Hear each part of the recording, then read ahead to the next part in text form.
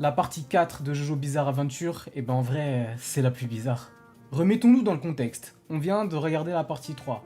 On a traversé l'Égypte, on a traversé la moitié du monde, je ne sais même plus où on est allé. C'était tellement long d'ailleurs à un moment, bref les gars c'était cardio au bout d'un moment, je pensais même que les persos étaient fatigués de leur voyage, vraiment premier degré. T'attends le combat fatidique, le combat d'une vie, le combat d'une partie, le combat d'une œuvre. Tu as attendu ça, tu as fini ce combat, puis t'as ce générique qui se lance sur la partie d'après.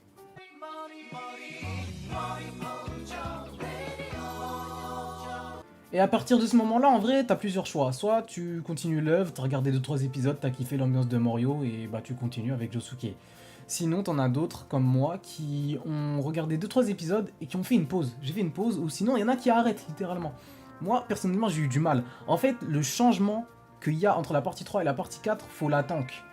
Passer du tour du monde à une ville, être cloisonné dans une ville, faut le cardio. En plus, t'as les changements graphiques, le ciel il est rose, t'as la radio Morio, c'est chelou, l'ambiance est spéciale.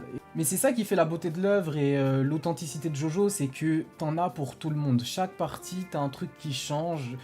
Tout le monde, personne peut me dire qu'il n'a pas été régalé. T'as une partie sur la mafia, t'as une partie sur le tour du monde, t'as une partie... En fait, il y a une partie sur tout, il y a même les vampires, des zombies, les gars. Jojo, regardez Jojo, lisez Jojo, s'il vous plaît. Et libérez la partie 7 Netflix, bande d'en...